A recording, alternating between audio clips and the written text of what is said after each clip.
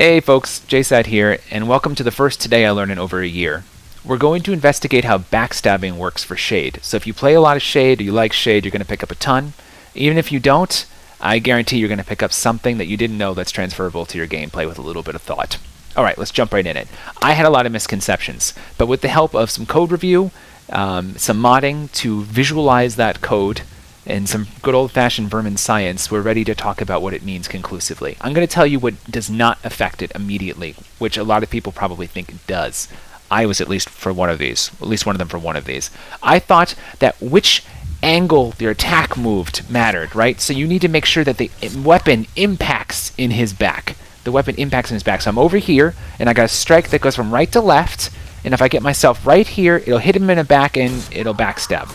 No, it will not. It has got nothing to do with that, right? It also has nothing to do with how I am facing when I go to do it. It only has to do with my position relative to the direction that he is facing. So imagine that there is a straight line, right, shooting out from his belly button in this direction, okay? That is the direction that he is facing. Now imagine that there is a cone. There is a cone projected from his back, okay, straight this way. And that cone is 56 degrees wide this way and another 56 degrees wide this way, okay? But it's also a 56 degrees up and 56 degrees down. Can you visualize this cone shooting out of his back? As long as your belly button is somewhere in that cone, then it will count as a backstab, regardless of the weapon attack, okay? So long as you are anywhere in this cone. I will demonstrate that it's a cone, okay? So let's go over here to the very limit. The very horizontal limit, okay? If I jump, my belly button's gonna come out of the top of the cone and it's no longer gonna be considered a backstab. Okay? So to demonstrate, this will not backstab. This will backstab. I hope that clears up a lot for you. What are the gameplay implications for being a cone, right? I mean, the obvious implications are for it when you're both on the same level. You just gotta get behind the dude, right? You just gotta get behind the dude. But when one of you is more vertical than the other, some weird stuff can happen. Now, for every ordinary amounts of verticality like this, it's no big deal. But since I'm slightly lower than him, the cone is actually considerably, how do I say this?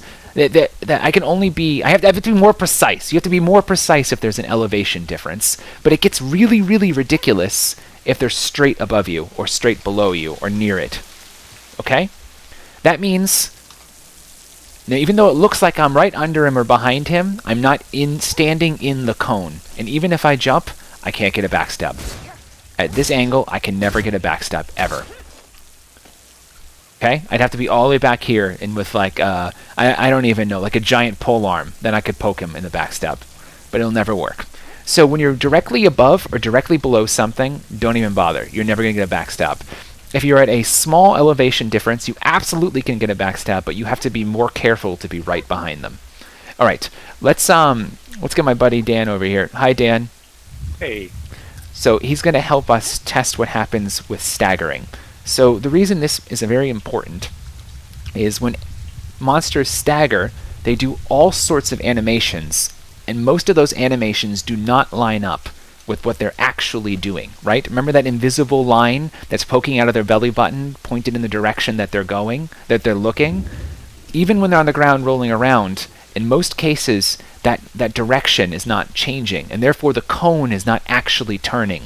So you can have an enemy on the ground that looks like you're shooting him right in the back, but they really weren't facing that way as far as the game was concerned. And then you're sad. Okay. So let's try to get some examples in here. I think the Chaos Marauder is a good one. Okay, so not a backstab. Not a backstab. Again.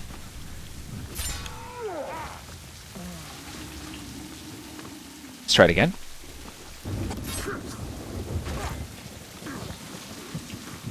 Slow to get up. And again.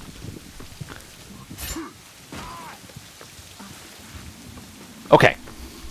So what I want you to notice is there seems to be two different kinds of animations involved here. We're going to do it one more time, just so you can see the evidence for yourself. Because this one's a little less precise. I know a lot less about animations. Again. Oh, didn't quite get him. Okay. Here's how I see it. And Dan's been with me all day, so Dan, you can chime in here. I feel it works like this. There are two types of animations. The first animation is when he sprawls flat on his face or whatever have you, when you first knock him over, right? And then there is a secondary animation that's blended into the first one. It goes from one to the second, and that second one is what we'll call a get-up animation. Okay?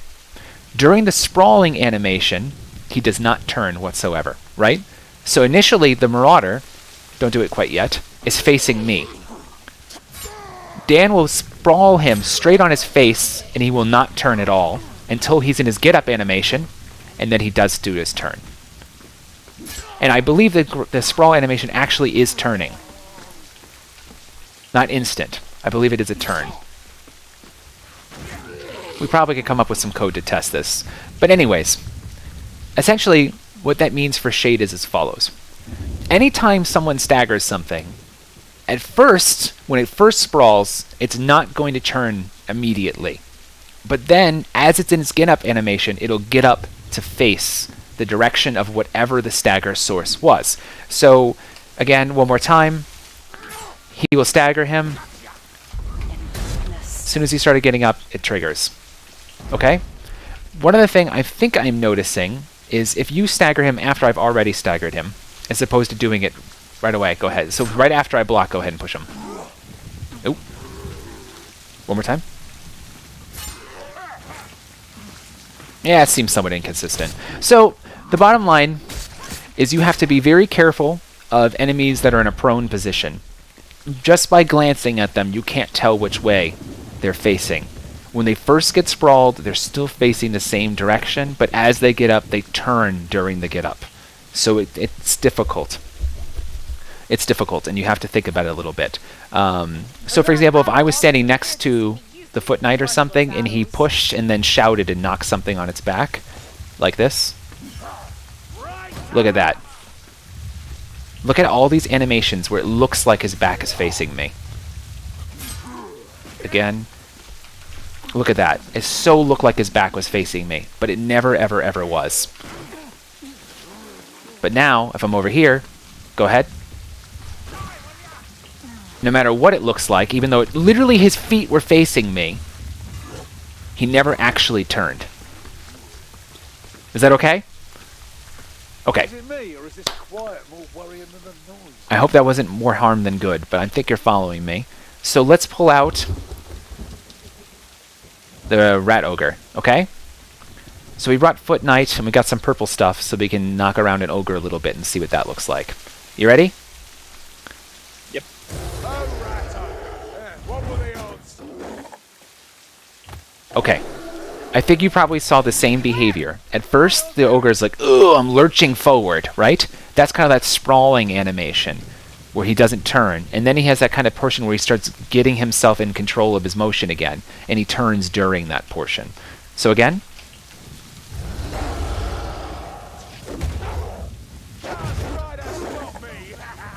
Cool?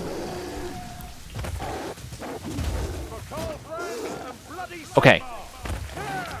This is actually abusable. So, Dan, go ahead and grab yourself a purple.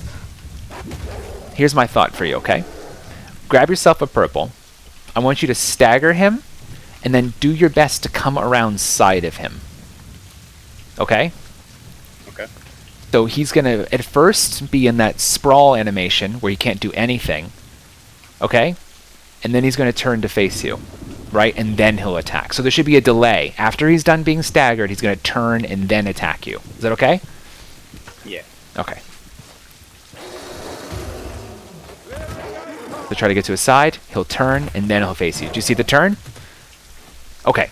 So it's not hugely abusable with those creatures, but it's super abusable with things you can knock flat on their back. So let's go back to the Marauder. I went the wrong way. Okay, knock him flat on his back and then walk all the way around him. Watch what the Marauder does as he gets up. He's finally up. Now he has to turn all the way around and then attack. You saw it? that fine? Where else does this come up? Let's do a Packmaster. Packmaster is probably the most important. So I'm going to spawn him a little away from you. Use your ult to knock it on its back, and then get to its back. Okay? Okay. Hook rat Oh. inbound. Someone put it down. Come on, Mr. Packmaster. Coming through. Okay, try to get behind it.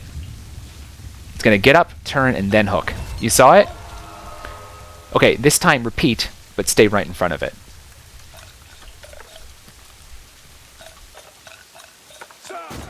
Stay right in front of it. It's going to get up, insta-grab. Is that fine? So the directionality, right, of where it was facing when it gets staggered, where it's facing when it gets staggered and when it turns is essential for backstabbing. So what else? We had a couple of little things. We wanted to look at Ungors, not Ungors. What are my chargers called? Beastagors? Beastagors. Okay. So trying to stay on just the backstab oriented stuff. I'm going to show you something kind of surprising.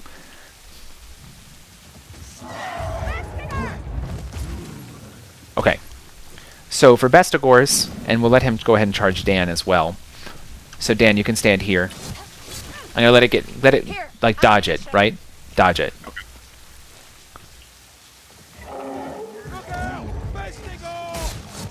Is that cool? So what the Bestagor is doing is as it goes past you, it turns and continues to try and face you as it goes past you. There is a very brief window just as it goes by you where it hasn't quite turned, and then it turns rapidly. So by the time it actually gets to this part of the animation, it's already facing you again.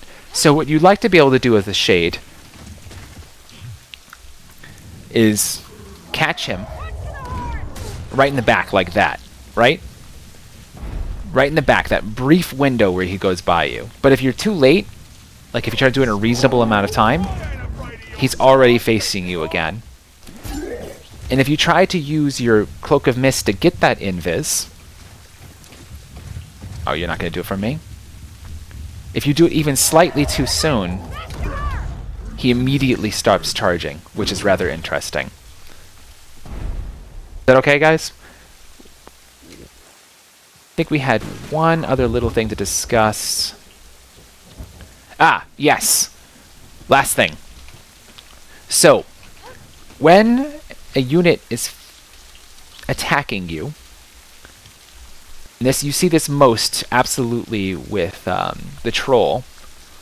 If you dodge during their attack, they stop tracking you. So it's perhaps maybe easiest to see this on Stormvermin. So let's say I'm getting a big overhead, right?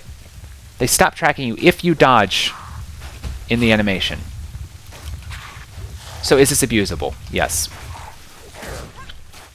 So we're going to hit him. If you dodge, you can absolutely get a backstab opportunity. So where is this most relevant? It's probably most relevant with the Marauder. Mauler. So with Maulers, basically light attack spam is what you want to do. So what's the sweetest thing to do is like you get him to come up, you do 1, and attack 3-4 on the SD has plus 10% crit chance. So you use this to lock him in place, and hopefully you pop a crit as you're doing that 3-4 at the end. Anywho, I hope this was helpful. I know this was a little in-depth. Let me know if you guys come up with anything. I will link below to a couple things. I will link below to the code that lets you see if you're going to get a backstab or not. And I will also link to an older video that explains which mods that I'm using right now to do this testing. Hey Dan, thanks for all your help today. Yep, no problem. Alright boys, see you guys later.